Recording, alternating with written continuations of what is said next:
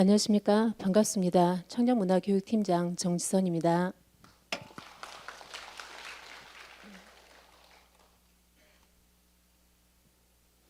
이번에 개최된 황룡관 봄꽃축제의 꽃이 아직도 아름다운 자태를 자랑하고 있습니다. 형형색색, 색색 다채로운 꽃의 향연이 펼쳐진 만큼 많은 관광객들이 장성을 찾아주셔서 천만 관광시대를 여는데 한 걸음 다가섰습니다. 그리고 오늘은 6월의 첫째 날입니다. 예년보다 일찍 더워진 날씨로 옷차림이 가벼워졌습니다만 아직까지는 일교차가 심하여 감기가 매우 유행하고 있으니 건강관리에 유의해 주시기 바랍니다.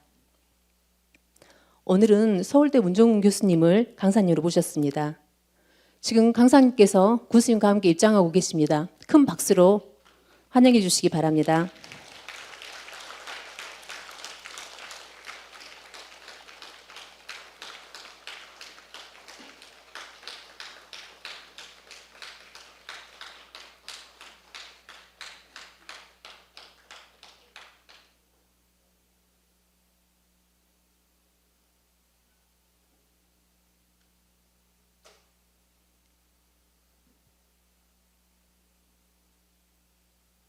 지금부터 국민과 공직자의 자기주도 학습 저의 1163회 21세기 장성 아카데미를 시작하겠습니다. 강연에 앞서 오늘 참석해 주신 분들을 소개해 드리겠습니다. 화합과 변화로 국민이 행복한 장성을 열어가고 계시는 김한종 교수님 함께 하셨습니다.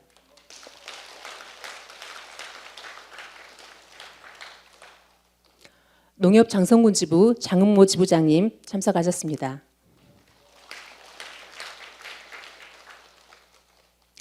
장성군 의회 김현수 의원님, 나철원 의원님 참석하셨습니다.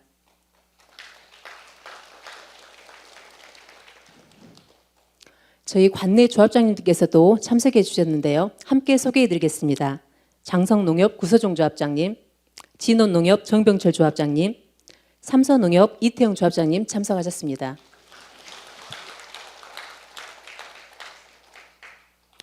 관내 협회 및 단체에서도 많이 참석해 주셨습니다.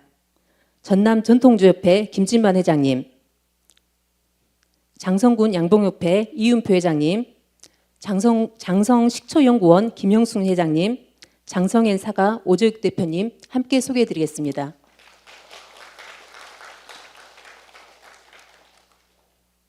그럼 오늘 강연해 주실 문종훈 교수님을 소개해 드리겠습니다. 교수님께서는 서울대 졸업 후 동대학원 석사, 뉴욕 주립대 대학원 경영학 박사학위를 취득하셨습니다. 이후 한국정보통신대학교 IT 경영학 교수와 카이스트 경영과학과 교수를 역임하셨습니다.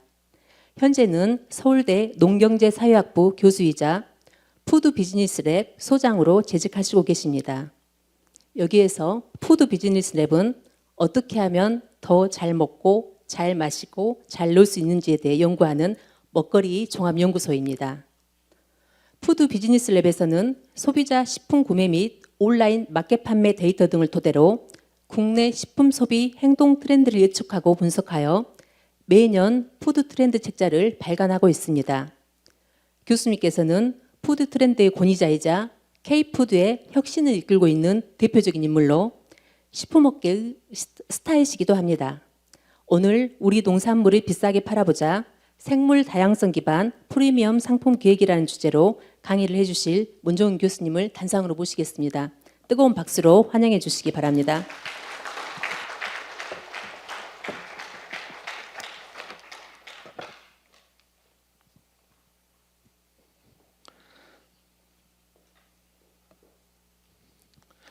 네, 안녕하세요. 네, 소개받은 서울대학교 농경제사회학부 푸드비즈니스랩 문종훈 교수입니다. 이거를 딱 꺼내놓고 이제 본격적으로 강의를 한번 해보겠습니다. 앞으로 나와서 해도 괜찮겠죠? 네. 오늘 제가 이제 준비한 주제는요, 우리 농산물을 비싸게 팔아보자라고 했는데, 비싸게 팔 수 있는 방법은 사실은 여러 가지가 있을 겁니다.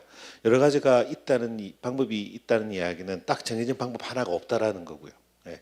그 중에서 하나 제가 오늘 가지고 온 핵심적인 내용은 생물 다양성 기반으로 하여서 프리미엄 상품 기획을 하고 이제 마케팅하는 그 방법에 대해서 오늘 말씀을 이제 드릴 거고요. 오늘 제가 이제 초청받은 이 아카데미에서 제가 여기 학교가 아니기 때문에, 그리고 요즘 학교에서도 그렇습니다. 제가 강의를 할 때 사례 중심으로 이야기를 좀 많이 하거든요. 그래서 오늘 이제 사례 중심으로 짧은 사례, 긴 사례, 국내 사례, 해외 사례 등등 여러 가지 사례를 말씀을 드리면서 이 생물 다양성 기반해서 프리미엄으로 상품 기획을 하고 프리미엄으로 이 생물 다양성 기반으로 마케팅하는 스토리텔링을 만들어 나가는 그런 기법들까지 한번 같이 이야기를 해보겠습니다. 자, 처음에 인트로입니다. 다양성 기반 상품 기획과 마케팅이란 무엇일까? 이 다양성 기반 상품 기획과 마케팅을 하는 것은 뭐냐면 차별화하겠다. 두 번째, 프리미엄화하겠다. 예, 그렇게 해서 비싼 가격에 팔겠다. 예, 비싼 가격의 핵심은 뭐냐면 마진의 폭을 넓히는 걸 이야기를 하는 거죠. 그죠? 마진의 폭을 넓히는 것을 말씀을 드리는 겁니다. 자, 이 사진이 잘 보이시는지 모르겠는데요. 제가 2019년도에 오늘 사진 자료를 많이 가지고 왔습니다. 2019년도에 제가 독일에 이제 갔습니다. 코로나 터지기 전이었죠. 가서 어떤 슈퍼마켓에 들어갔습니다. 그래서 제가 보고 사과 매대를 보고 사진을 찍었습니다. 제가 그 강의 자료를 이제 준비를 하면서 자료를 찾아봤더니 우리 장성군이 사과 생산이 상당히 많더라고요. 예, 그래서 특히 사과 이야기를 조금 더 이제 강조를 해보려고 했습니다. 제가 이걸 보고 되게 좀 놀랐습니다. 자, 왜냐? 여기 있는 이제 사과가 2019년도에 제가 독일에 있는 슈퍼마켓에서 사진을 찍었고요. 같은 해에 우리나라의 이모마트, 예, 이모마트에 가서 사과 매대를 찍어봤더니 이렇게 돼 있더라고요. 자, 이 매대랑 뭐가 좀 달라 보입니까? 디스플레이의 차별화. 예, 맞습니다. 근데 디스플레이의 차별화의 핵심이 뭐냐면 우리는 이렇게 세 개씩 묶어 놓은 거, 사실 옆에 가면 이제 박스에 들어가 있는 것도 있고 있는데 여기서 좀 말씀드리고 싶은 부분은 바로 요거입니다. 자, 이 보시게 되면 에페리는 사고라는 뜻이죠. 예, 그래서 이게 뭐냐면 당신 어떤 레시피로 이거를 한번 처리해 볼래요, 요리해 볼래요라고 되어 있습니다. 여기 보면 사과 품종들이 이렇게 쫙 나와 있고 이 사과 품종이 어떤 품종인지 특성들이 나와 있습니다. 그리고 여기 이제 그림에 간단하게 나와 있는데 뭐 지금 글자가 정확하게는 지금 잘 안 보입니다만 보시기는 이거는 생식으로 먹으면 좋아요라고 이제 이야기를 하고 있고, 이건 생식으로 먹거나 그 뮤즐리, 우유랑 이렇게 귀리랑 같이 해서 먹으면 좋아요. 요거는 뭐 샐러드 보울에 같이 해서 넣어 보면 이제 맛있다. 그다음에 여기 보면 또 서양에서는 또 이렇게 사과를 구워 먹더라고요, 그죠? 예, 구워 먹는 사과로 맛있고, 요거는 구워 먹어라. 요거는 이제 사과 파이 만들 때, 이렇게 용도별로 지금 됐습니다. 다시 앞 페이지로 가볼까요? 앞 페이지로 가시면 여기를 한번 봐주십시오. 여기 딱 요 판이고요. 여기 보면 가격대가 이렇게 나와 있는데 잘 안 보시겠지만 가격이 다릅니다. 품종별로 가격이 다르게 이제 세팅이 되어 있는 거죠.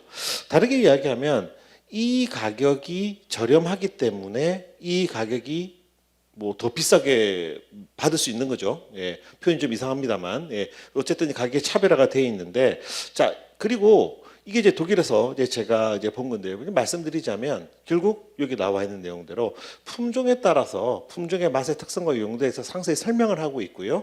그리고 가격도 다르게 되어 있다. 그리고 결국은 내가 오늘 사과 파이를 만들어야 되는데, 뭐 예를 들어서 얘가 뭐 키로당 뭐 예를 들어서 뭐 3유로다, 뭐 5유로다.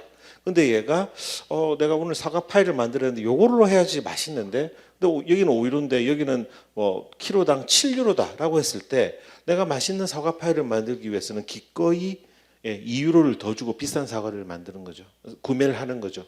근데 이 사과가 똑같다면, 그리고 우리가 용도에 대한 구분이 없고 취향에 대한 구분이 없으면 우리가 어떻게 할까요? 뭐 사과 먹으면 다 똑같은데, 그러면 당연히 저렴한 사과를 먹게 되는 겁니다.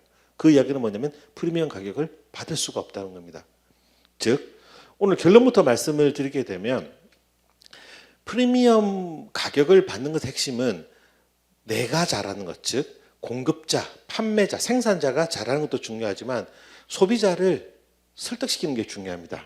소비자들을 학습시키는 게 중요하고 그 학습은 뭐냐면 예를 들어서 내가 사과를 한다라고 했을 때 소비자들이 사과에 대해서 더 잘 이해하고 그리고 그 이해도에 맞게 그들의 니즈에 맞게 내가 사과를 판매를 할 때 사과에 대한 니즈가 높은 사람 나는 단 거보다는 약간 새콤한 게 좋아 라고 하는 사람은 키로당 가격이 3,000원이 더 비싸도 시나도 골드 사 먹겠죠.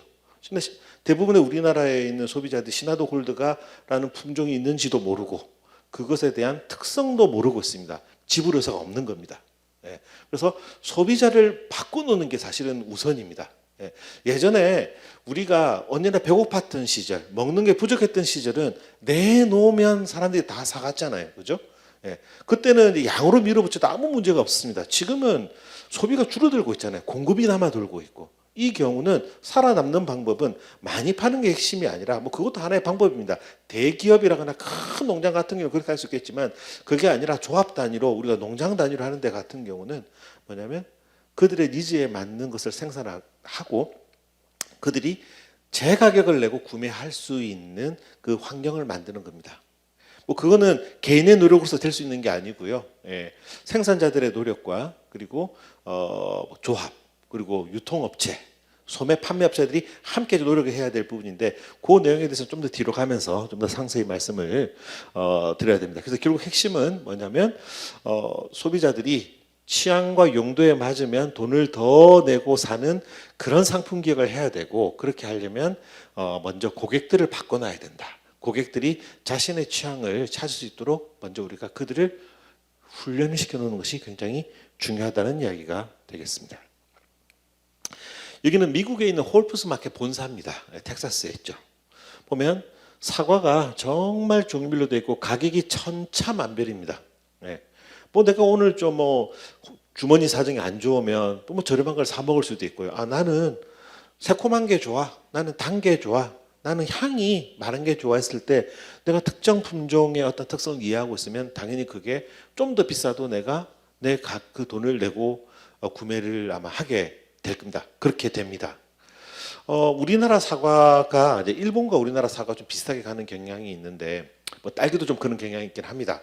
보게 되면 당도에 굉장히 많은 이제 신경을 쓰죠. 실제 우리나라 사과 먹으면 굉장히 달고 맛있습니다. 우리나라 사과를 먹다가 다른 나라 가서 사과 먹어보면 사과가 당도도 떨어지고 이런 이야기를 실제 하게 됩니다. 그리고 식감도 좀 우리가 먹는 거랑 다르고 그래서 우리는 우리 사과에 대해서 되게 자부심을 가지고 있죠. 사실 우리나라에서는 장성도 마찬가지라고 말씀드렸습니다만 그 부사, 후지라고 하는 이제 부사라거나 홍로 이런 것들이 주로 많이 재배가 그 다수 품종이라고는 지금 알고 있고 그리고 우리나라에서 전체적으로 봤을 때도 부사랑 홍로를 합치면 전체 생산의 70%가 되죠. 그런데 우리 사과가 그렇게 달고 맛있는데 외국 사람들이 한국에 와서 사과를 먹으면 뭐라 하는지 이야기 들어보셨습니까? 뭐라고 그러냐면 그래 한국 사과 당도 높고 단 건 알겠다라고 이야기를 해요. 근데 뭘 이야기하냐면 껍질이 너무 두껍다라는 이야기를 하고 껍질이 두꺼운 이유는 가장 큰 이유가 뭔가요? 유통할 때 유리하죠. 우리는 그걸 이제 염두에 두고 이제 하는 거죠. 두 번째 한국 사과는 향이 없다고 이야기가 많이 합니다. 다양한 향을 느낄 수가 없다고. 당도는 굉장히 좋은데 그러니까 사과를 바라보는 관점이 이제 다른 거죠. 그래서 우리는 아무래도 이제 예전에 국가 주도의 어떤 이제 품종 육성이라거나 이런 것들을 많이 하다 보니까 방향을 이제 정해놓고 이제 갔던 게 있었고 그렇지 않은 나라들은 조금 다른 방향으로 다양한 방향으로 가는 것 같습니다. 뭐가 그 자체가 더 좋고 나쁘고는 없는 것 같은데 다만 공급이 넘치고 지금처럼 소비가 줄어드는 이제 상태에서는 다양성을 가지고 있는 쪽이 힘을 가지게 됩니다. 왜냐 세부 시장이 이제 열리게 때문인데요. 그 이야기도 뒤로 가면서 조금씩 설명을 드리도록 하겠습니다. 자, 방금 제 말씀드린 내용을 한번 요약해 볼까요? 대한민국에서 만약 다 같은 비슷한 품질의 완전히 표준화된 사과를 팔면서 서로 각 조합들끼리 각 농가들끼리 경쟁하면 어떻게 될까요? 즉 모든 것이 표준화되어 있다면 어떤 문제가 생길까요? 프리미엄 가격을 받는 것이 불가능해집니다. 그렇죠? 똑같으니까 프리미엄 가격을 어떻게 받겠습니까? 품질의 차별성을 우리가 느낄 수가 없다면 두 번째 단골 고객의 의미가 없어집니다. 그렇죠? 똑같으니까 조금만 더 싸면 내가 어차피 거의 맛 그 차이 안 나. 별 다를 바 없어. 그러면 조금이라도 싼 쪽으로 구매하는 것이 합리적인 소비자가 되어버리는 상황이 되는 거죠. 예. 세 번째, 생산자 입장에서는 유통업체로부터 끊임없이 생산비를 낮추어 달라고 하는 요구를 받게 됩니다. 예. 왜냐? 이 농협으로부터 우리가 받거나 저 농협으로 받거나 뭐 이마트라거나 이런 대형 이제 소매점 같은 경우는 어차피 품질이 똑같으면 내가 이마트가 홈플러스랑 경쟁에서 이기려면 어떻게 해야 되나요? 내가 싸게 받아야지 이길 수 있잖아요. 생산비를 끝까지 낮추려고 요구를 하게 됩니다. 사실 지금 그런 상황으로 지금 가고 있습니다. 아마 사과뿐만 아니라 많은 뭐 쌀도 마찬가지고 생산비 낮추라고 하는 요구를 너무 많이 이제 받게 되는 거죠. 왜? 실제 국내에서의 생산되고 있는 여러 가지 과일이라거나 곡물이라거나 이런 것들의 다양성이 떨어지고 거의 표준화가 되어 있다 보니까 그런 요구가 나오게 되는 겁니다. 그래서 어쩔 수 없이 요즘 뭐 유통업체들 뭐 안 따라갈 수가 없잖아요. 그죠? 그들이 요구하면 따라가야 될 수밖에 없는데 그리고 따라가게 되니까 생산비를 낮출 수밖에 없죠. 생산비를 낮추면 어떻게 됩니까? 결국은 단위 무게당 가격을 낮추려고 하면 솔직히 그렇잖아요. 지수비로 많이 쓰면 쌀 같은 건 그냥 확 늘어나잖아요. 품질은 떨어져도. 그렇게 되면 어떻게 되나요? 전반적인 품질이 떨어지죠. 품질이 떨어지면 그것을 사 먹던 사람들이 어떻게 느끼나요? 맛없다고 느끼죠. 따분하다고 느끼고 이거 먹어도 저거 먹어도 다 똑같다고 느끼죠. 그러면 어디로 넘어갑니까? 다른 품목으로 넘어가 버립니다. 꼭 사과 안 먹어도 돼. 뭐 배 먹지, 뭐 수입 체리 먹지, 딸기 먹지. 이렇게 되어버리는 겁니다. 사과 안에서 다양성이 생기면 다 맛이 다르다면 어떨까요? 요거 먹다가 조금 질리면 시나노골드로 넘어갔다가 시나노골드 먹다가 좀 단 거 먹고 싶으면 다시 부사로 넘어왔다가 먹다가 또 약간 부드러운 홍옥을 먹어보다가 이 안에서 계속 움직이는 그 생태계가 만들어지는데 표준화가 되면 될수록 오히려 소비자들은 빨리 질리게 됩니다. 이게 먹는 거기 때문에 그렇습니다. 그래서 고객들이 다른 품목으로 넘어가 버립니다. 즉 뭐냐면 제가 오타를 냈네요. 소형 생산자의 경우일수록 더더욱 상품을 못이나 망치나 사료나 세제 팔듯이 팔지 말아야 한다. 저런 것들은 다 표준화가 되어 있잖아요. 사람들이 못 살 때 못의 품질과 내 취향과 막 따져서 안 사잖아요. 못은 못일 뿐이니까. 이런 식으로 생산해서 팔면 안 된다, 먹거리. 소형 생산자는 그러면 망하는 겁니다. 대형 생산자는 저렇게 해도 살아남을 수 있죠. 소위 말하는 오늘 뭐 깊이 있는 이야기 안 하겠습니다만 규모의 경제를 낼 수 있기 때문에 규모의 경제를 낼 수 없는 소형 농가들은 저런 식으로 표준화에 맞춰서 팔면은 오히려 더 힘들어집니다. 그래서 여러 가지 이제 전략들이 나와야 되는데 그런 부분은 다음에 제가 또 기회가 되면 한번 전략적인 이야기는 또 따로 드리는 걸로 하고 오늘은 여러 가지 사례 중심으로 말씀을 드리겠습니다. 그럼 이제 어떻게 해야 될 거냐? 차별화를 하자. 그러면 차별화를 하면 사람들이 이제 어떤 생각을 하냐면 월등해야 돼, 우월해야 돼라는 생각을 하는데 그게 아니라는 겁니다. 품질이 내 거가 쟤네들 거보다 더 좋아. 사실 그게 굉장히 뭐라 그럴까요? 그건 단편적인 생각이라고 생각합니다. 당도가 높은 게 과연 정말 더 우월한 걸까요? 그렇지 않습니다. 그렇게 수치화된 거, 당도가 더 높다고 해서 내가 높은 당도를 달성하죠.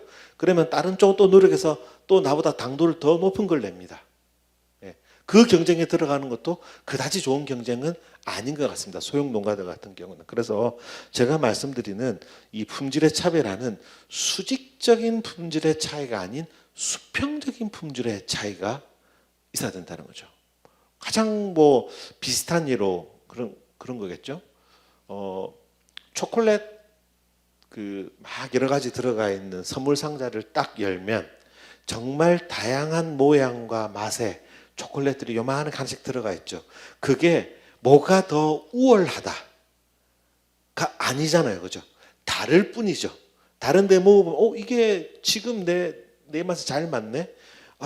내 동생은 조금 더 이렇게 코코넛 향이 나게 좋은 걸 좋아하니까 코코넛 필링이 들어가 있는 이 초콜릿을 주자라고 하는 이 다양성을 말씀드리는 겁니다.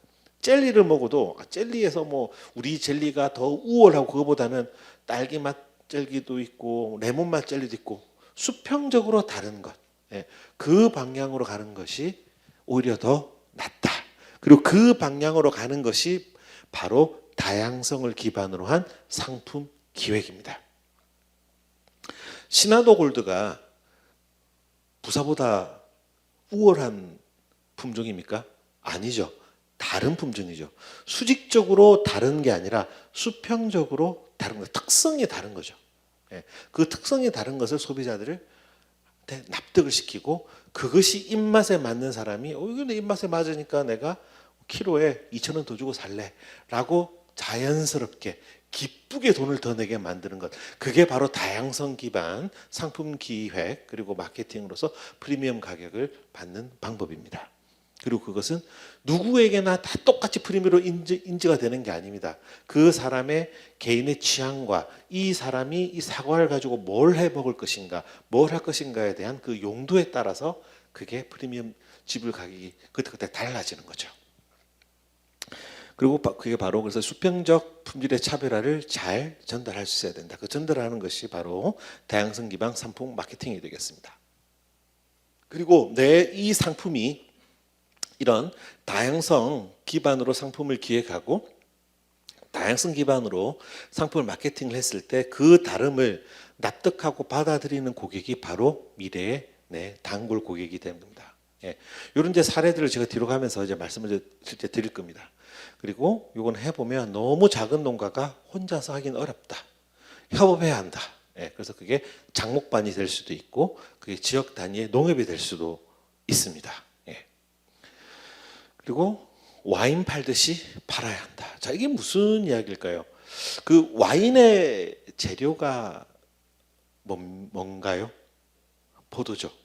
포도 제가 한번 물어봤더니 와인 한 병에 포도 한 10송이 정도 들어간다 그러는 것 같더라고요. 10송이 정도가 들어간다. 근데 포도 뭐 한 송이 해봤자 실은 재배 그 양조용 포도 같은 경우에 한 송이에 500원밖에 안 합니다, 원가가.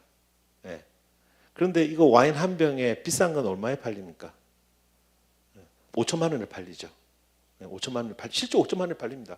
500만 원에 팔리고. 저도 제 돈 주고 샀던 와인 중에서 제일 비싼 게 100만 원짜리로 사본 적이 있습니다. 안에 들어가 있는 거의 원가는 500원짜리 곱하기 뭐 10개 해봤자 5천 원밖에 안 되죠. 근데 제가 500만 원, 뭐 100만 원을 내고 사 먹죠. 이렇게 장사해야 되는 거죠. 그러면 와인을 만드는 사람들은 물론 지금 이제 분업이 되어 있어서 와인을 양조하는 사람이 따로 있지만 여전히 프랑스의 부르고뉴나 이런 동네 가면은 포도 농사 짓는 사람들이 그 사람들이 양조합니다. 직접. 직접 양조를 하고 자기네 집 지하실에서 양조를 하고 그 병입해가지고 판매하는 거거든요. 근데 원가 5천 원짜리가 10만 원, 20만 원에 팔리는 거죠. 그리고 포도 한 송이 500원이면 사실 굉장히 비싼 겁니다. 되게 좋은 포도인 거죠, 그것도. 양조용 포도는 그렇습니다. 자, 생물 다양성의 개념을 먹거리 관련 상품에 있어서 차별화를 위한 스토리텔링의 프레임워크로 개발을 한번 해봤습니다. 그게 식재료의 본질 4요소입니다. 식재료의 본질 4요소라고 하는 것은 이 본질 4요소를 통해서 상품 기획에 있어서 차별화 포인트를 도출하는 겁니다. 제가 말씀드렸던 그 다양성 기반의 상품 기획의 핵심은 수직적인 차별화가 아니라 수평적인 차별화라고 말씀을 드렸죠, 그죠? 수평적인 차별화를 할 때 뭘 다르게 가져가야 돼?라고 했을 때 우리가 생각할 수 있는 그 4가지 포인트가 바로 여기 있는 품종과 생육 환경과 생육 방식 또는 후처리 방식 이 중에서 하나 또는 둘, 3가지를 다르게 하면 사람들이 얘는 본질적으로 다른 거네라고 받아들인다는 겁니다. 그리고 이러한 이 4가지 요소를 다르게 하는 것이 이 4가지를 바탕으로 스토리텔링을 만드는 것이 좋은 스토리텔링의 출발점이 되는 겁니다. 소비자 관점에서는 우리가 이제 마케팅을 하는 그리고 생산자 관점에서 요 4가지의 조합을 가지고 뭔가를 해서 상품 기획을 해서 제안을 했을 때 소비자들 받고 그래 얘는 품종이 다르니까 다르네. 생육 환경인가 다르니까 진짜 다를 수밖에 없겠구나 라고 구분을 하고 다른 가격 지불 의사가 생기게 된다라는 겁니다. 그 예를 하나씩 이제 좀 보도록 하겠습니다. 이 네 가지가 무엇인지, 예가 아니라 정의에 대해서 식재료의 본질 4요소라고 하는 건데요. 크게 네 가지가 품종, 생육 환경, 생육 방식, 후처리 방식이라고 했습니다. 자, 품종이라고 하는 것은 생물학적 그리고 유전적으로 구분되는 식재료의 특성입니다. 그러니까 내가 사과를 파는데 이 사과가 저 사과랑 달라라고 이야기할 때 그 다름을 설명하는 기준 중에서 하나가 이 품종이라는 겁니다. 이 사과랑 저 사과가 달라 할 때 왜 달라? 품종이 달라.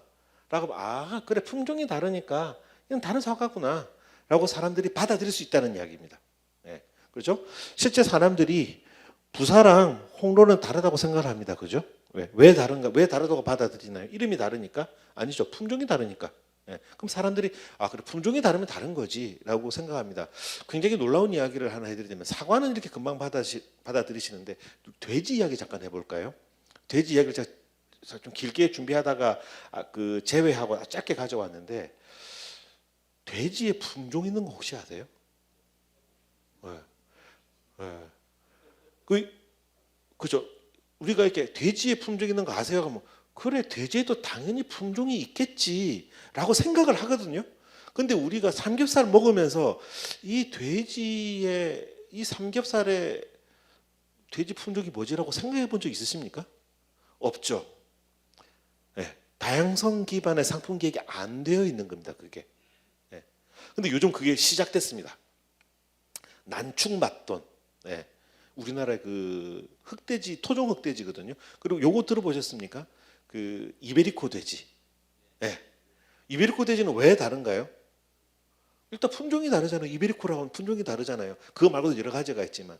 그러니까 사과는 우리가 품종이라고 그러면 이미 홍로도 있고 알지만 돼지 같은 경우에는 우리가 그냥 부지불식간에 먹고 있는 거죠. 하지만 그것도 다 품종이 존재하는 겁니다. 근데 그런 마케팅을 한 번도 한 적이 없었던 거죠. 우리 주위에서. 그러니까 다 비슷한 가격으로 가격 경쟁을 하고 있는 겁니다. 그 가격 경쟁을 벗어나려면은 다양성 기반의 상품 기획을 하고 다양성 기반의 마케팅을 해서 이 삼겹살은 저 삼겹보다 그 1인분에 2,000원이 더 비싸. 왜 비싼 줄 알아? 얘는 품종이 달라. 라고 하면 그래? 진짜 다를까? 먹으면 오 맛이 다르네. 그래서 이게 내 입맛에 맞고 취향에 맞으면 2,000원 더 내는 거고 안 맞으면 안 사 먹는 겁니다. 어쨌든 그 납득시키는 데 있어서의 가장 기본적인 부분이 바로 이 품종이라는 겁니다. 두 번째, 생육 환경. 생육 환경이 다르면 사람들이 아 그래 얘랑 쟤는 본질적으로 달라. 왜? 생육 환경이 다르니까. 생육 환경이라는 게 뭔가요? 어떤 환경에서 얘가 자랐느냐에 따라서 달라지는 식재료의 특성입니다. 이게 그 와인 쪽에서는 그 때루아라는 표현을 씁니다. 때루아는 우리말로 번역할 수 있는 단어가 없습니다. 그래서 이게 프랑스어인데 영어로도 때루아라고 표현을 하고 우리말로도 때루아라고 할 수밖에 없습니다. 그럼 때루아의 개념이 뭐냐? 딱 요겁니다. 기후, 온도, 습도, 일조량, 강수량, 풍량, 풍량, 토양적 특성 때문에 얘는 저기서 재배한 거랑 장성에서 재배한 건 다를 수밖에 없어. 혹시 이거 연구를 해보셨나요? 장성에서는? 이게 이제 대표적으로 적용이 된 게 뭐냐면 지리적 표시제 농산물들이 있죠. 요거 가지고 이제 설명합니다. 대표적인 게 그 쌀로 치면은 저기 경기도에 이천쌀이 요 이야기 하거든요. 우리 이천쌀은 여기 토지가 사토에다가 여기에 있는 그 저기 폐하가 어쩌고 저쩌고 토지 자체가 본질적으로 달라가서 이천쌀은 맛이 다르다라고 이야기합니다. 그 사람들이 아 그래 이천쌀 먹어보니까 좀 다른 게 있네. 뭐가 다른 거죠? 품종 다 똑같은데 생육 환경이 달라서. 그래서 사람들한테 이야기할 때 저는 장성 사과에 대한 고민 아직 많이 못 해봤습니다만 장성 사과가 다른 데랑 다르다. 그 이유가 뭐냐? 장성의 기후적, 토양적, 토질적, 풍량적 이런 데 특징을 가지고 납득을 시킬 수 있다면 이걸로 차별화가 된다는 거죠. 같은 시나노골드, 같은 부사더라도 장성은 이런 특징 때문에 사과에 이런 다른 특성이 드러나 라고 하는 게 있다면 그걸로 차별화 가능합니다. 대표적인 게 방금 말씀드렸던 그 쌀 중에서 간척지 쌀을 먹어보면 사실 맛이 다르진 않습니다. 간척지 쌀이. 근데 간척지 쌀의 특징이 뭐냐면 밥을 하고 밥 뚜껑을 딱 열죠. 반질반질반질한 색깔이 납니다. 간척지에서 왜냐면 그 안에 간척지가 원래 바다였잖아요. 그럼 그게 마그네슘이 많거든요. 그럼 이 마그네슘이 쌀에 많이 올라오면 얘가 이제 밥이 되면 같이 반질반질한 게 됩니다. 그래서 이제 충남의 새들망 쪽, 그다음에 신안 쪽에 이제 쌀 일부가 보게 되면 마그네슘 이제 성분이 많은 게 이제 그 땅에서 기르게 되면 밥이 색이 반질반질한 색이 나오게 되죠. 그래서 우리는 다르다라고 이야기할 수 있는 포인트가 생기는 거죠. 더덕 이야기해 보겠습니다. 더덕 전 정말 신기하더라고요. 너무 놀라운 거였습니다. 나중에 사진 한번 보여드릴 텐데 더덕을 우리가 이제 주로 산에서 많이 재배하죠. 우리나라의 더덕 주산지가 이제 강원도, 경북이 제일 많이 재배하는 걸 알고 있고 울릉도에도 더덕이 있습니다. 예. 더덕을 보통 우리가 여러분 구매하면 어떻게 하시나요? 껍질을 깎죠. 맨 처음에. 그리고 어떻게 합니까? 망치로 칩니다. 그죠? 예. 망치로 치는 이유는 섬유질이 강하고 중간에 힘이 있으니까 얘를 깨잖아요. 그죠? 그래서 펴죠. 예. 펴고 여기 양념해서 굽습니다. 그죠? 이게 이제 더덕을 먹는 방법입니다. 그런데 정말 신기하게 울릉도에 똑같은 더덕 품종 갖고 심으면 심이 안 생깁니다. 예. 망치로 치면은 다 튀어버립니다. 식감이 사과 식감입니다. 그래서 울릉도 사람들은 더덕을 쳐서 구워 먹지 않고 과도로 깎아가지고 그냥 먹거나 깎아가지고 칼로 퉁퉁퉁 썰어가지고 그냥 무쳐서 바로 먹더라고요. 이게 똑같은 품종이거든요. 뭐 특별히 다를 게 없는데 생육 환경이 다릅니다. 거기가 1번 울릉도에 없는 게 몇 가지가 있는데요. 울릉도에 장마가 없습니다. 장마가 없고 진짜 장마가 없습니다. 6월달에 나는 비가 너무 싫어 그럼 울릉도 가십시오. 네, 장마가 없습니다. 여기. 그리고 울릉도가 화산토잖아요. 이 화산토의 특성인 것 같다라고 지금 추측을 하고 있는데 왜냐 제주도에서도 그 더덕을 캐 보면 약간 울릉도 더덕 같은 특성이 드러납니다. 이게 이 흙에 토양에 정말 강력한 힘인 것 같습니다. 네. 그래서 우리께 달라라고 이야기할 때는 첫 번째 품종, 두 번째가 주어진 생육의 환경, 세 번째가 생육 방식입니다. 생육 방식은 뭔가요? 작물과 생육 환경 사이에 생산자가 개입하는 겁니다. 농법. 그죠? 어떻게 재배하고 어떻게 길렀느냐. 예. 그래서 생산자가 개입해서 이 작물과 생육 환경 사이에서 생산자가 들어가서 상호작용하게 함으로써 달라지게 되는 식재료의 특성입니다. 토마토도 지금 하시는 데 많죠. 아까 뭐 여쭤봤더니 장성에서도 토마토 재배가 굉장히 많다고 합니다. 토마토가 이 토마토랑 저 토마토가 다른 걸 우리가 구분하는 건 뭐가 있나요? 첫 번째, 눈으로 봤을 때 뭐 품종이 다르면 아예 뭐 다르게 보이기도 하죠, 그죠? 똑같은 품종인데도 예를 들어서 그 대추형 토마토 있지 않습니까? 얘를 토경 재배한 거랑 수경 재배한 거 드셔보시면 확연하게 맛 차이 나는 거 느끼시죠? 차이 납니다. 왜냐하면 지금은 그 수경 재배 기술이 스마트팜 같은 거 수경 재배하는 기술이 굉장히 많이 늘어서 비슷하게는 가고 있는데 다른 그 성분은 거의 토양과 비슷하게 만드는데 토양 안에서의 뿌리 붙어서 일어나고 있는 그 미생물 작용은 이거는 수경 재배가 가져갈 수가 없거든요. 거기서 오는 맛의 차이가 있습니다. 두 번째, 그럼 뭐 우리가 생각하면 토경 재배가 다 좋고 수경 재배가 안 좋은가? 그렇지 않죠. 수경 재배는 대신 약을 칠 가능성이 굉장히 낮습니다. 약칠 일이 거의 없습니다.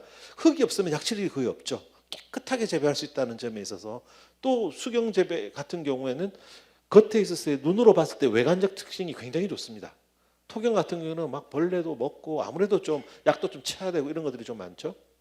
이런 것들이 작물의 특성을 달리 본질적으로 바꿔놓는다는 겁니다. 그다음에 이제 소 같은 경우에도 일반적인 사료를 이제 먹이냐 아니면 화식이 뭔지 아시죠? 예전에 그 꼴벤다 그러죠.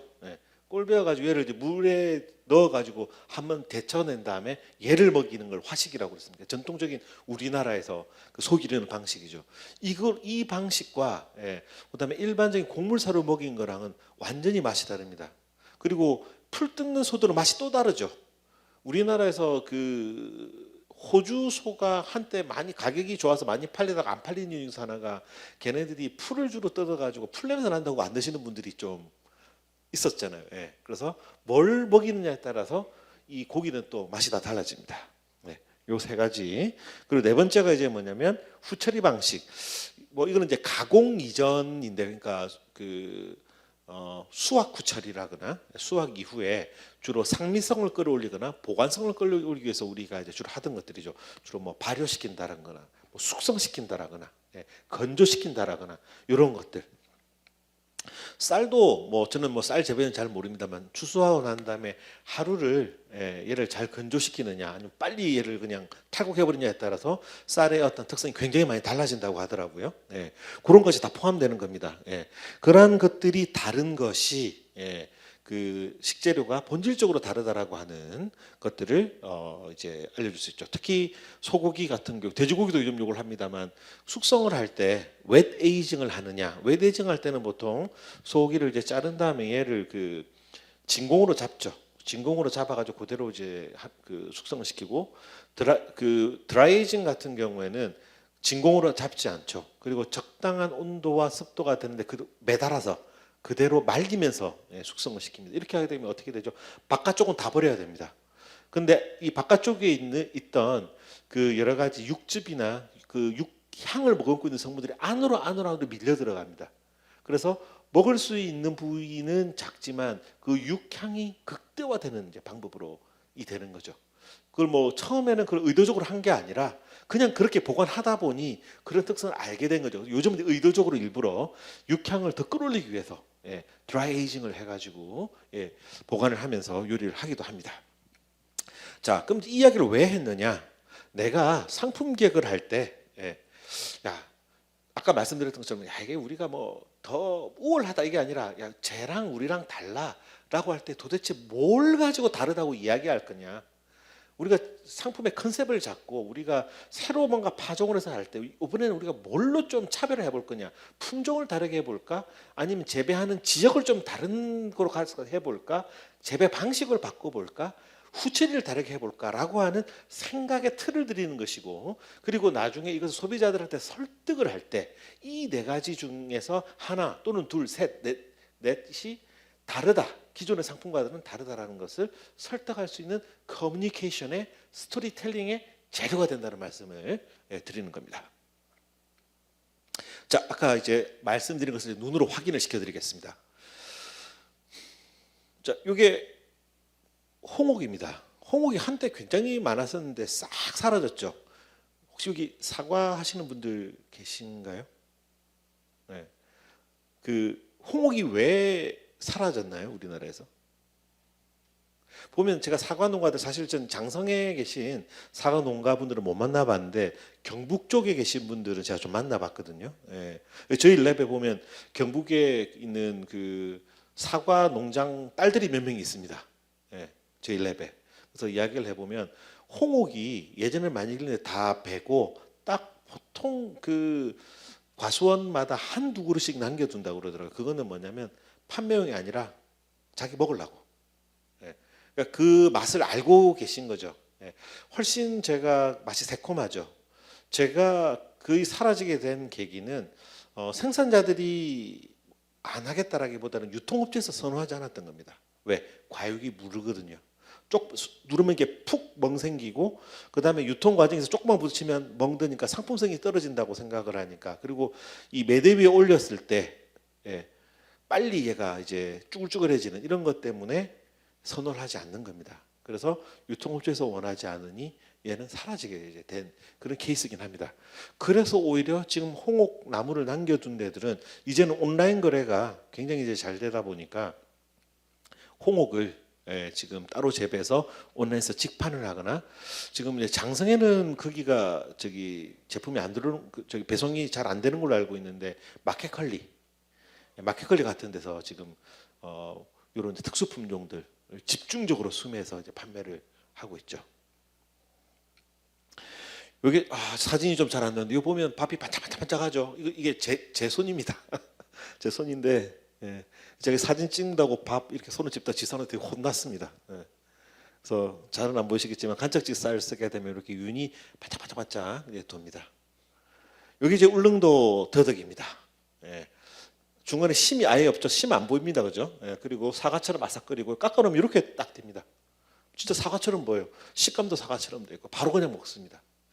이건 뭐 특별한 뭐 재배 기술이 다르거나 품종이 다른 게 아니라 그냥 그 지역의 재배 환경 자체가 그렇습니다. 때로와 자체가 그냥 다른 거죠. 이게 좋고 나쁘고가 아니라 그냥 다른 겁니다. 그러면 저러면 너무 맛있겠다. 정말 좋기만 할까요? 그렇지 않습니다. 울릉도에 더덕을 드셔보신 분들이 식감에서 일단 놀라요. 이렇게 부드럽고 아삭거린다고? 근데 두 번째 놀란 포인트가 뭐냐면 왜 더덕 향이 안 나지? 향이 없습니다. 향이 거의 사라져 있습니다. 이만큼 납니다. 그런 특징이 다 존재하는 거죠. 그래서 이거는 우수하다 뭐 이게 아니라 그냥 수평적으로 다른 것인 거죠. 그다음에 이게 수경재배, 토경재배. 이게 이제 토경한 거고 수경인데 일반적으로 이제 수경 쪽이 전반적으로 이제 외관상 뭐 좀 더 좋은 점이 있습니다. 잘 안 보여서 넘어가겠습니다. 여기 제가 갔던 그 토마토에서 토경재배하는 데인데 영월입니다. 그래도 팜이라고 하는 데고 여기는 사실은 제가 봤을 때 토마토 농장이 아니라 흙 농장인 것 같습니다. 이 그 흙을 만드는데 전력을 다하더라고요. 그러니까 퇴비랑 흙을 이게 하고 있는데 전체 농장에 있어서의 재배 면적이 40%, 60%는 퇴비장 만드는 데 쓰고 있더라고요.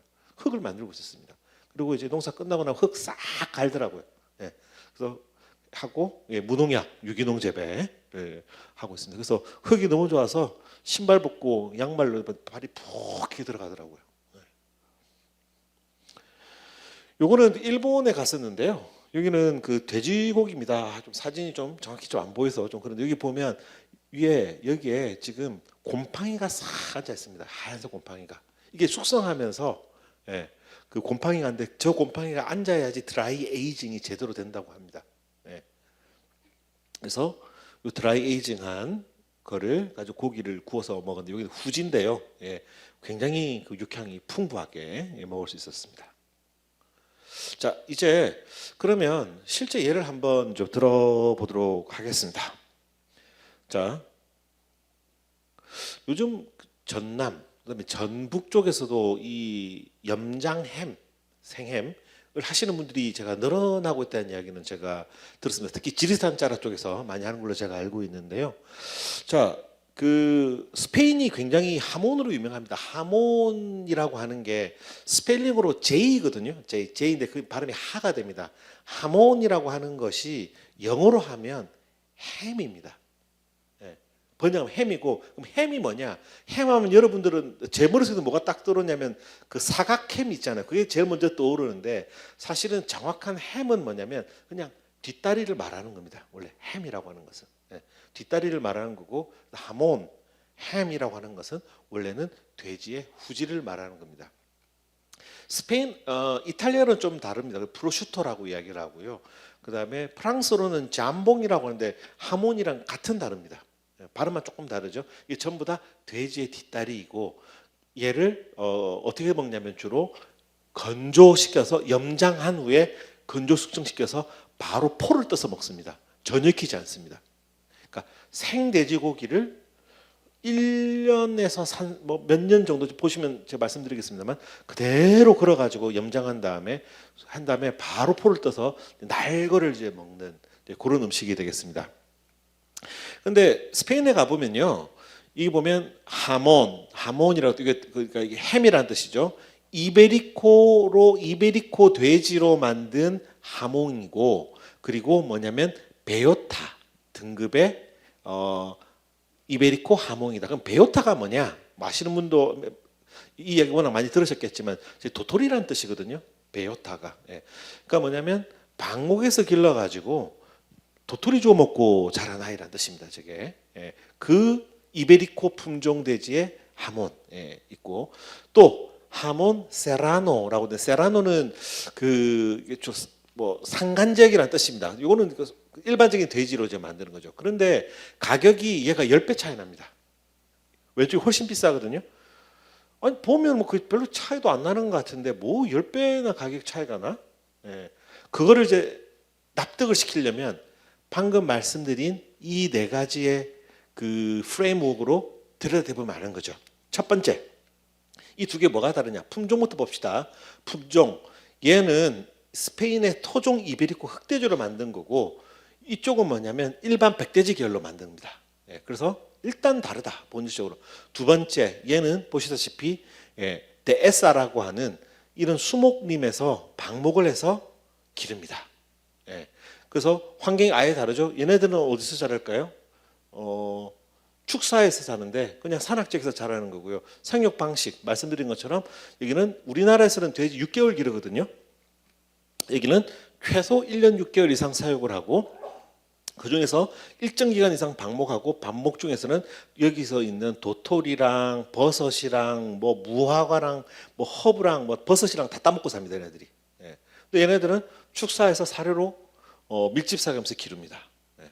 그리고 후처리 방식 얘는 바다 소금에 염장해서 2년 이상 숙성을 건조숙성시키고 여기는 염장한 다음에 6에서 12개월만 숙성을 합니다. 그래서 가격이 다르다. 이 둘은 다르고 보게 되면 아 그래 여기는 더 맛있을 것 같다는 느낌이 오지 않습니까? 그래서 사람들은 여기에 이 노력에 기꺼이 돈을 10배를 더 지불을 하는 겁니다. 네. 우리는 이게 아직 10배나 더 줘야 돼라고 생각하는데 스페인 사람들은 마땅히 그러하다고 생각을 하더라고요. 근데 스페인 사람들한테도 이 베르타 등급의 하몬 이베리코는 굉장히 비싸서 일반 서민들 같은 경우는 연말 파티 때 한 번 정도 먹을 수 있다고 합니다. 일반적으로는 요거를 이제 사 먹죠. 자, 그러면 스토리텔링의 재료를 방금 말씀드렸던 식재료, 사료소로 어떻게 하는지 한번 보도록 하겠습니다. 그 얘를 제가 가지고 왔는데 그게 대저 토마토를 가지고 한번 이 사료소로 왜 얘가 다른 토마토랑 다른지를 한번 제가 한번 쭉 써봤습니다. 자, 왜 일반적인 찰 토마토랑 대저 짭짜리 토마토는 왜 다르냐? 1번. 첫 번째, 품종이 달라. 일반 토마토는 도테랑을 쓰는데 대저 쪽에서는 대저 짭짜리는 슈퍼 선호들을 쓰고 이게 일반 그 도테랑보다 생산량이 3분의 1밖에 안 되는데 과육이 더 단단해. 생육 환경이 그러면 또 달라? 응, 달라. 여기가 그 바닷물이 역류에서 올라오는 낙동강 하구원에서 기르기 때문에 토양의 염도 자체가 높고 지하수에도 염도가 꽤 있어. 그 동네에서 길러. 그래서 이 토양이 타 지역보다 나트륨, 칼슘, 마그네슘 함량이 높아. 게다가 전체적으로 온난하고 즉 연평균 기온이 무려 15.4도이고 겨울철 온도가 평균 5.5도로서 국내에 있는 이제 다른 토마토 주산지보다 훨씬 따뜻해서 겨울철에 토마토 재배가 비닐 온실 안에서도 토경 재배가 가능한 곳이야. 예. 그리고 생육 방식이 뭐가 달라? 하우스 내에서 토경 재배해. 하지만 국내 요즘 토마토는 많은 부분 수경 재배를 하고 있어. 토경 재배랑 좀 달라.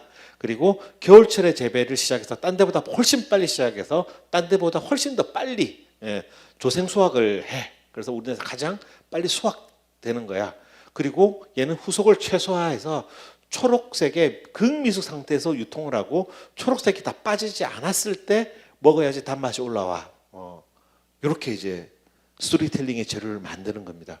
그 보면 제가 이제 뭐 다른 뭐 기업들 심지어는 다른 이제 지자체에서 농산물 유통하는 그 관련된 홈페이지 식당에서 뭐 보게 되면 우리께 달래요라고 설명을 하실 때 보면 뭐 여러 가지 많이 봤습니다. 뭐 예전에 뭐 황희 정성이 뭘 하셨던 것이고 이순신 장군께서 그게 핵심이 아니라 진짜 다르다는 걸 끌어내려면 요 네 가지를 가지고 재료를 만들어 놓고 그리고 그 다음에 곁가지를 붙여야 되는 겁니다.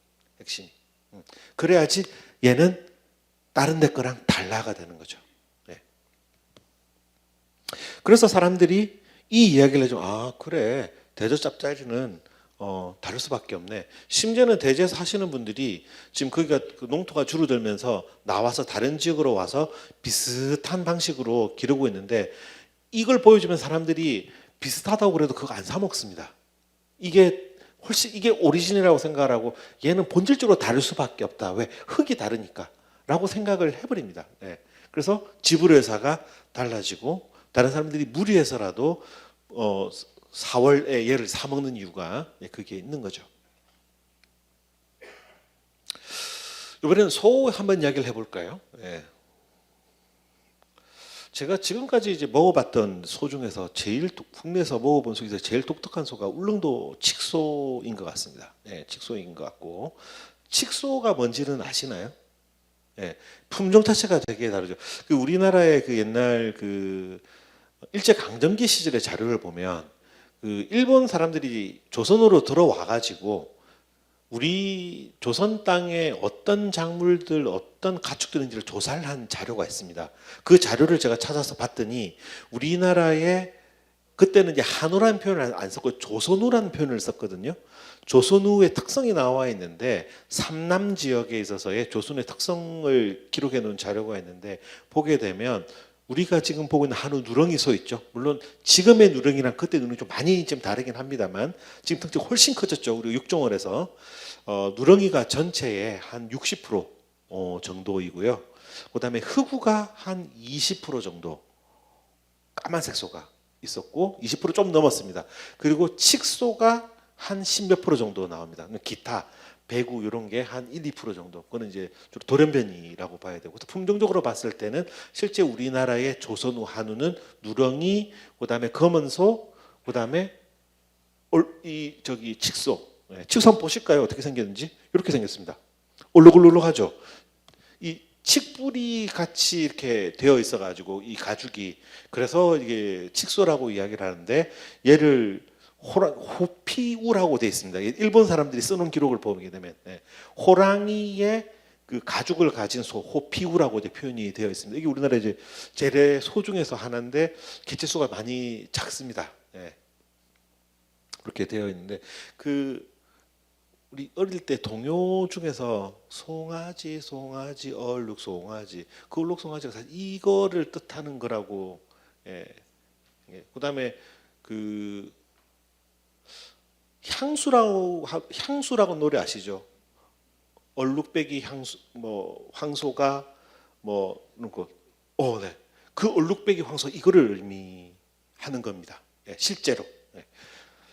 자, 그래서 울릉도에 칡소가 있는데 제가 지금 사실은 연구를 하고 있습니다. 무슨 연구를 하고 있냐면 우리나라의 이제 농식품부 농촌진흥청에서 요청을 하여서 우리나라의 이 누렁이 한우 말고 흑우랑 칡소가 소비자들에게 좀 더 잘 전달될 수 있으면 좋겠다. 라고 하는 걸 지금 연구를 하고 있거든요. 그래서 지금 그 제가 여러 칡소를 먹어보고 있는데 칡소들도 뭐 전국에 많이 있습니다.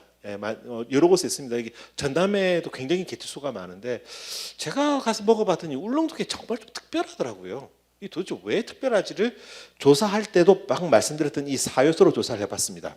보실까요? 자, 왜 울릉도 칡소가 우리나라에 있는 뭐 다른 칡소, 뭐 다른 누렁이 한우와 다른가? 첫 번째, 품종적으로 다르다. 왜? 칡소라서 그 저기 뭐죠? 누렁이랑은 본질적으로 다릅니다. 얘들의 특징이 뭐냐면 마블링이 적게 낍니다. 그리고 육색이 훨씬 더 짙게 나옵니다. 실제 정육을 해보면 대신 특유의 육향이 좀 칡소 특유의 육향이 존재를 하죠. 그다음에 칡소의 생육 환경입니다. 제가 여기가 지금 제가 칡소 기르는 농장에서 제가 찍은 사진입니다. 소가 바라보는 뷰, 소가 바라보는 뷰입니다. 모든 소들이 여기는 바다를 바라보고 자랐습니다. 왜냐하면 울릉도에서 바다가 안 보이는 데는 저기 그 제주도로 치면 위에 저기 뭐죠? 거기 그 안에 폭 분하고 있던 자리 말고는 바다가 안 보이는 데가 없거든요. 모든 축사가 다 바다를 보고 있습니다.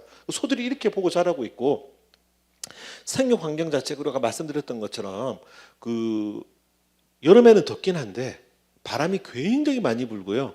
비가 안 내립니다. 예, 여름이 굉장히 건조하고 그리고 겨울에 폭설, 겨울이 장마입니다. 거기가. 예, 우리나라에서 가장 눈 많이 내리는 데고 1년 365일 해풍을 받으면서 자라는 그런 환경이고 그다음에 여기가 또 뭐가 없냐면 울릉도에는 평지가 없습니다. 전부 다 경사입니다. 여기는. 예, 그런 특징을 가지고 있죠. 그다음에 생육 방식. 자, 보시게 되면 대부분의 경우 우리가 이제 마블링을 막 기르거나 이렇게 하기 위해서 우리가 또 편의성을 위해서라도 사료를 사서 먹이죠. 근데 울릉도는 우리 대한민국 본토랑 멀리 떨어져 있지 않습니까? 사료를 보내는 비용이 너무 많이 드는 겁니다. 그래서 울릉군에서 뭘 하고 있냐면 그 울릉도의 제일 유명한 작물이 그 여러 가지가 있죠. 그 뭐죠? 명이 말고 만약에 부지갱이라는 게 있습니다. 그리고 칡도 굉장히 많거든요. 그래서 칡 넝쿨이랑 부지갱이가 1, 2, 3월에 3, 4월까지 나는 건 사람이 먹고요. 5월, 6월부터 이제 산에 자라는 건 억세지기 때문에 사람이 못 먹습니다. 개를 캐서 갖고 오면 군에서 수매를 해줍니다. 그래서 농업인들이 거기는 일반 밭농사, 논농사가 안 되고 이 상간 경사농사만 되기 때문에 4월 지나면 농사 지을 게 없어집니다. 거기는 사람이 먹을 수가 없는 거죠. 예. 그럼 그거를 소가 먹을 수 있게 군이 수매를 해줍니다. 그러면 그걸 캐 가지고 이제 그 농업 생산자분들은 그걸 이제 수매한 걸로 또 삶을 유지해 가시고 여름 동안 그럼 군은 이제 그거를 해서 조사료를 만듭니다. 그게 여기 지금 수매하는 순간을 제가 사진을 찍은 겁니다. 예, 평상시에 이분 나물 농사 짓는 분인데 이게 지금 7월인가 8월인가 그렇거든요. 예, 이렇게 해갖고 가서 밑에 개체기에 달아가지고 이렇게 가지고 들어가서 지금 만들죠 지금. 예, 그리고 사료를 만든 다음에 각 농가에서 얘를 군청이 판매를 합니다. 예, 그러면 칡소 농가에서는 얘를 사서 먹이는 이게 전부 뭐냐면 울릉도에서 자라는 전부 다 산야초, 약초들입니다. 그래서 울릉도 소의 별명이 울릉약소입니다. 뭐 약성이 있다는 것이 아니라 울릉도에서 자라는 약초들을 먹고 자란다고 해서 이런 걸 이제 먹고 자라죠. 여기 보면 여기도 부지갱이 밭입니다. 여기 모노레일 깔려 있죠. 밭이 다 이렇게 식으로 조성이 되어 있습니다. 그래서 실제 많이 떨어져서 다치십니다. 그래서 다르다. 그리고 이제 섬 같은 경우에는 이런 출연 문화라고 그러죠. 서로 소를 잡을 때 미리 공지를 합니다. 왜냐하면 울릉도 섬 안의 인구가 거의 정해져 있는데 3,000명 정도 지금 살고 있거든요. 이거를 소를 여러 마리를 잡아버리게 되면 안 되잖아요. 그러니까 소를 잡을 때 먼저 방을 붙입니다. 한 2주 전에. 우리가 소 잡으니까 딴 데 소 잡지 말라는 거죠. 소 잡지 말고 가장 사람들이 많이 다니는 자리에 이렇게 방을 붙이죠. 그러면 사람들이 지나가다가 소 잡네, 저 먹으러 가야 되겠네. 그리고 소를 잡는 날 갑니다. 근데 여기는 어떤 문화가 없냐면 숙성의 문화가 없습니다. 잡아서 바로 먹습니다. 근데 사실은 등심이나 이런 거는 잡아서 바로 먹으면 사실 그렇게 한 4, 5일에 먹으면 굉장히 질기죠. 오히려 2, 3주 지나게 되면 훨씬 더 부드러워지는데 정말 재밌는 게 울릉도 가서 고깃집에 가서 저 고기 먹으러 왔는데요. 그러면 우리 등심인데 등심이 한 2주가 넘었어요. 뭐 너무 미안하게 이야기를 합니다. 사실 먹어보면 더 부드럽거든요. 근데 그쪽은 소를 바로바로 먹는 문화라서 숙성을 하지 않고 생고기 문화가 이제 강하죠. 지금 좀 잘 안 보이시겠지만 이거 보기 굉장히 육색이 짙게 나오죠. 그다음에 지방도 이렇게 노란 빛깔이 돕니다.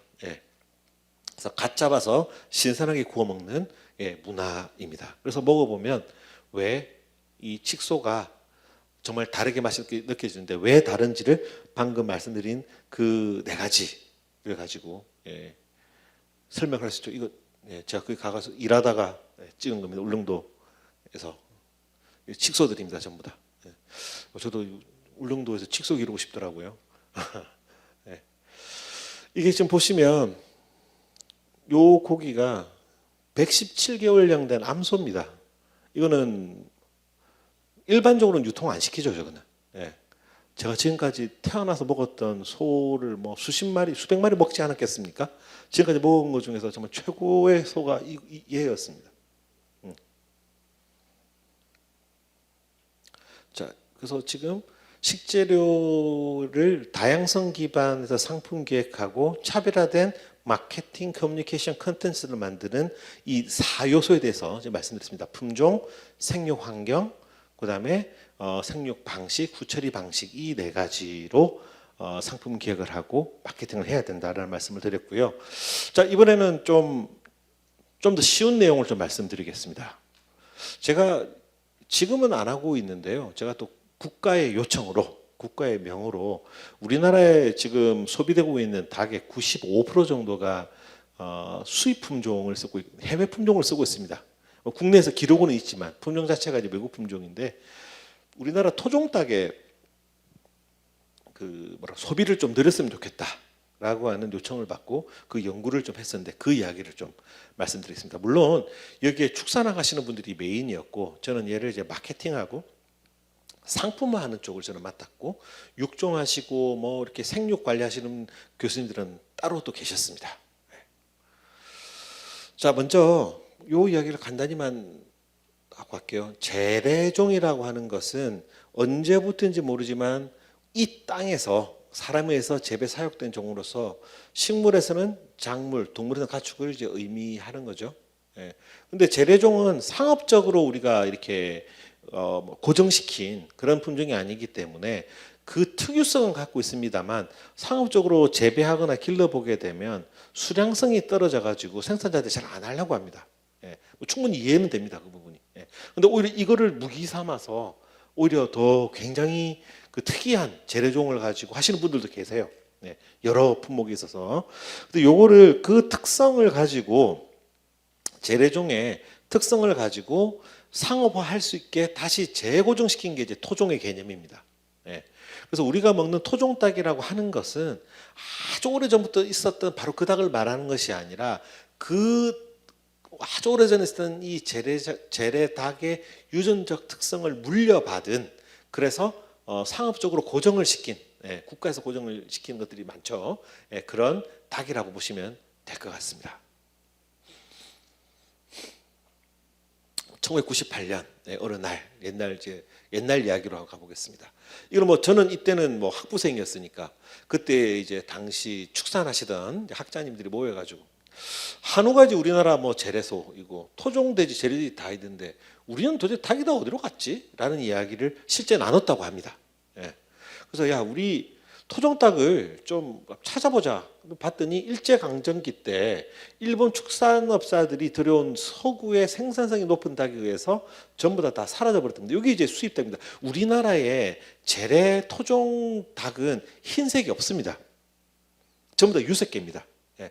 대부분 황금색이나 갈색을 띠거나 일부 검은색을 띈 게 있지 흰색 종은 없습니다. 근데 흔히 우리가 먹는 일반 육개라고 하는 것, 즉 프라이드 치킨으로 먹는 것들은 전부 다 요겁니다. 요거 다 수입 품종을 국내에서 이제 기르는 게 되겠죠. 근데 우리는 이걸 안 길렀었는데 일제 강점기 시절에 일본은 벌써 서양에 굉장히 알 많이 낳고 사료명은 빨리빨리 살찌는 굉장히 효율적인 품종들을 먼저 받아들였던 거죠. 그걸 가지고 조선으로 들어왔습니다. 그러니까 우리 조선 사람들이 되게 놀란 거예요. 아니 알을 하루에 하나씩 낳는다고? 네, 너무 놀랐던 거죠. 이거밖에 안 먹는데 살이 이렇게 찐다고? 그래서 우리 닭을 다 버려버렸습니다. 그래서 우리나라 토종닭, 재래닭이 다 사라져 버렸던 거죠. 그래서 이 축산하시는 분들이 자 우리나라의 토종닭 재래닭을 좀 찾아보자라고 해서 찾기 시작을 했습니다. 이게 이제 말씀드린 생산성이 높은 닭입니다. 그래서 이게 유전적으로 설계된 수입 품종들입니다. 뭐 이 자체가 뭐 나쁘다기보다는 그래서 우리의 토종이 없는 거죠. 우리가 지금 하고 있는 게 코니시 교배종의 아류들을 많이 먹고 있습니다. 코니시가 영국에 있는 코널 지역에 있는 그 닭을 가지고 교배를 해서 만들었다는 겁니다. 그래서 이게 전 세계를 지금 다 제패하고 있는 독이죠. 얘가 이제 가슴살이 굉장히 크게 빠집니다. 이렇게 크죠. 그래서 이걸 한번 보실까요? 네. 그래서 이게 지금 우리나라를 제패하고 있는데 뭐 우리나라만 제패한 게 아니라 전 세계를 쟤네들이 다 제패하고 있습니다. 일본 99%. 한국 97%, 미국 거의 100% 그렇게 되어 있습니다. 우리 닭이 이제 어떤 거였던지를 아무도 모르는 겁니다. 축산학자들이 이미 98년도에 그 모습을 아무도 모르는 거죠. 80년도 안 되는 기간 동안 다 까먹어버린 겁니다. 아무도 모르는 그런 상황이 된 거죠.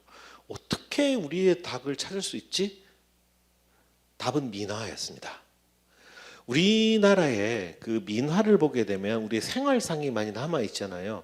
근데 보면 가축 그림도 많이 남겼는데 소 그림이랑 닭 그림은 굉장히 많이 남아 있습니다. 돼지는 별로 없습니다. 그 이야기는 사실 우리가 돼지를 안 길렀습니다. 거의. 예, 소랑 닭을 많이 길렀고 특히 닭 그림이 많이 남아 있는데 민화로 많이 남아있는 이유가 이 장닭 머리에 있는 걸 뭐라고 그러죠? 벼슬이라고 그러죠. 그래서 아들 낳으면 아들 벼슬하라고 그렇게 닭 그림을 그려가지고 그 방에다 붙여놨대요. 벼슬하라고. 그 그림이 지금도 많이 남아 있는 거죠. 그럼 추측해 보면 그때 그렸던 민화가 아마 그 시절에 일본 강점기 때 들어온 그 닭이 들어오기 전에 우리의 닭 모습을 보여주고 있지 않을까요? 라고 생각했던 거죠. 진짜 아이디어가 좋았습니다. 그래서 전국의 민화랑 민화랑 다 모았답니다. 이렇게 꼬리가 까맣고 여기가 지금 황금색이죠. 이렇게 까만 아이도 있었습니다. 이거는 갈색에 꼬리가 까맣고 까만 아이도 있고 짙은 갈색. 이런 것들을 이제 찾았죠. 다른 시대에 그려지는데도 굉장히 닮아 있죠, 지금. 이런 것들은. 그죠? 그래서 해봤더니 패턴이 뭐 8가지로 나오더래요. 그리고 얘랑 닮아 있는 닭을 찾아서 축산학자들이 대한민국을 돌기 시작을 합니다. 1990년대. 이분 이제 막 은퇴하신 분이십니다. 예, 우리나라 닭의 아버님이 같은 분이시죠. 이분의 그 제가 녹취를 해뒀는데 88년이네요. 민화 속에 있는 닭을 찾아 전국을 돌아다녔습니다. 강원도 산속에 발견한 민화 속의 닭과 정말 똑같은 닭이 있었는데 1988년에 한 마리에 10만 원 달라고 그러더라고요. 88년에 10만 원. 예. 이때 제가 알기로 그 공무원 월급이 40만 원 할 때였던가요? 그랬던 시절이옵니다. 예. 그거를 이제 산 거죠. 그런데 가봤더니 제주도에 갔더니 비교적 우리의 토종 재래종자들이 잘 남아 있더라. 그걸 다 모아가지고 복원 작업을 시작을 해서 드디어 2008년도에 복원 완성합니다. 이렇게. 이게 이제 우리나라의 민화에 남아있던 닭들을 찾아서 걔네들을 교배시켜가지고 이제 만들어냈죠. 15년 만에 드디어 이 4종을 복원 성공합니다. 굉장히 잘하는 소문이죠. 그런데 조류독감. 우리나라의 그 방역법이 여기서 그 아시겠지만 조류독감이 터졌잖아요. 콤파스로 딱 대고 몇 킬로 돌려서 이 안에 들어가 있으면 농장은 전부 다 폐사잖아요. 복원한 연구소가 그 안에 들어가 있었던 거예요. 다 죽였습니다. 그래서 멸종. 없어졌습니다. 이제 다 살처분. 없어졌습니다. 지금 제가 소문 듣기로 이 중에서 일부를 남원에다가 좀 빼놨다 그러더라고요. 근데 얘를 복원시키기에는 이제 개체수가 너무 작아서 계속 얘를 교배하게 되면 근친이 생겨서 좀 문제가 발생해서 굉장히 어려움이 있다고 그러더라고요. 그래서 어쨌든 끝났습니다. 그는 이제 영원히 이제 살 수가 없게 됐고 다시 하자. 그래서 13년부터 다시 그 복원을 하기 시작을 합니다. 근데 찾아봤더니 민간에서 5년 후에 뭐 저기 민통성 근처에 있는 강원도 북부에 요 닭이 있는 걸 찾은 겁니다. 이게 또 우리가 그 이미 이제 요 정도 2013년 왔을 때는 이제 유전자 분석이 이제 가능한 시기가 돼가지고 얘의 유전자를 봐서 봤더니 예전에 우리가 복원했던 그 닭과 거의 한 종과 거의 유사한 유전자가 나온 거죠. 얘를 좀 제대로 고정시키자. 자, 고정한다는 표현이 뭐냐면요. 이게 좀 표현이 되게 부적절할 수 있는데 한국인과 한국인이 결혼을 해서 아이를 낳으면 한국인의 모습이 이렇게 비슷하게 나와야 되잖아요. 그런데 갑자기 한국인의 모습이 아닌 모습이 나온다는 이야기는 이게 우리가 이제 학문적으로 유전적으로 고정되지 않았다라고 이야기를 하는 겁니다. 예를 들어서 금발과 금발이 결혼을 했는데 갑자기 뭐 검은색 머리가 나왔다. 그러면 선조 어딘가에 그 유전자가 들어왔었다는 거잖아요. 이게 이제 고정이 안 됐다고 표현하는 겁니다. 사람의 예를 들어서 죄송합니다. 근데 예를 들어서 얘들끼리 교배를 시키면 저 형태가 나와야 되는데 갑자기 흰색 털을 가지게 나온다라거나 이 가슴살이 굉장히 큰 거. 우리는 닭가슴이 되게 얇게 되어 있거든요. 그런데 그 아까 보여드렸던 그 코니시 계통 같은 가슴이 굉장히 가슴살이 크게 잡힙니다. 그런 특징을 갖고 있습니다. 그게 나오면은 고정이 안 된 거잖아요. 이거를 이제 고정하는 작업이 몇 년이 걸립니다. 예, 그 고정 작업을 했습니다. 고정 작업을 할 때쯤 제가 이게 조인을 했습니다. 이제 닭이 고정이 될 것 같으니 마케팅을 좀 해봅시다. 예. 자, 어쨌든 그렇게 해서 크게 이제는 세 계통이 우리의 토종닭으로 지금 이제 얘들은 많이 고정이 됐습니다. 근데 사실은 우리 맛닭도 지난번 AI 때 멸종할 뻔했습니다. 또 농촌진흥청에 있는데 어쨌든 요 세 가지가 지금 우리나라에서 국가가 인정하고 있는 토종닭 품종이고요. 자, 이거 한번 보시겠습니다. 좀 모양이 좀 그렇긴 하지만 얘가 우리가 흔히 치킨으로 먹는 겁니다. 코니시 계통의 거고요. 이게 우리나라 토종닭입니다. 예. 다리 길이가 완전 다르죠. 우리나라 토종닭의 특징 1번, 다리가 굉장히 길다. 허벅지가 가늘고, 예. 그리고 엉덩이 쪽이 얇게 딱 붙어 있는데 얘는 엉덩이가 굉장히 넓게 벌어져 있고 다리가 짧습니다. 이렇게 했을 때 특징이 뭘까요? 다리살이 많이 나오겠죠. 그렇게 만들어진 아이입니다. 얘는 애초에 그렇게 육종을 시킨 아이들인 거죠. 그죠? 보시게 되면 예, 다리 길이 자체가 완전히 다르고 몸의 폭 자체가 굉장히 다르다는 걸 알 수 있죠. 여기 이제 우리 토종닭이고 이게 그 앞에 보여드렸던 얘입니다. 한엽닭. 한엽닭.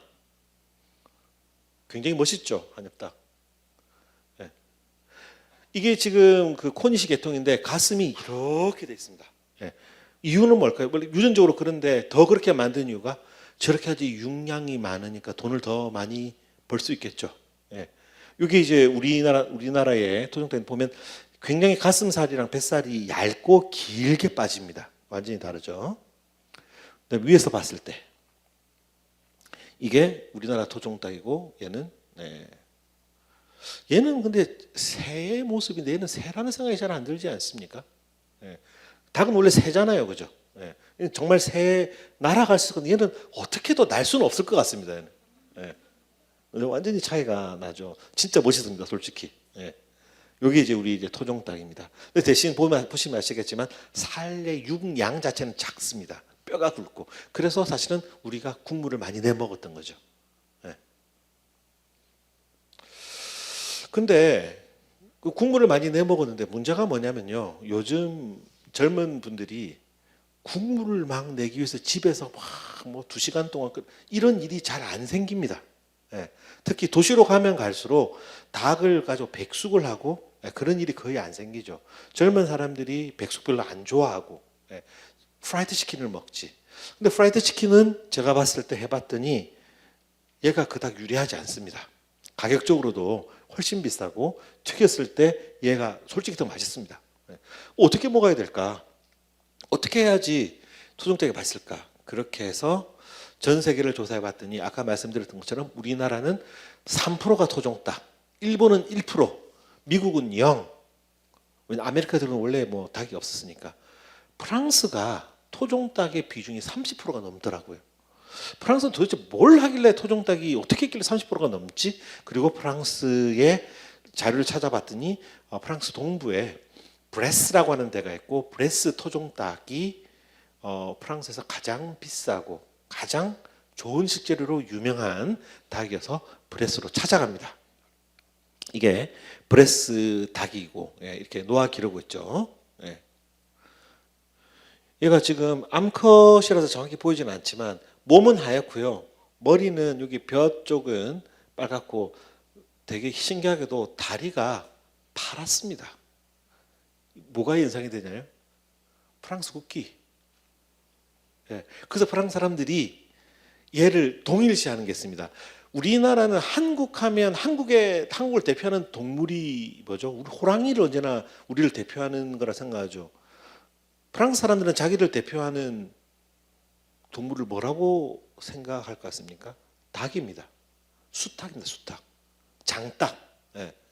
예. 그래서 그러니까 장닭이 우리가 보면 무슨 나라의 상징이 닭이야 하겠지만 축구 좋아하시는 분들 알죠? 예, 프랑스 닭이잖아요. 예, 닭이고 장닭이 그 자기 무리를 지키기 위해서 딱 이렇게 노리고 있는 그게 이제 프랑스의 상징인 거거든요.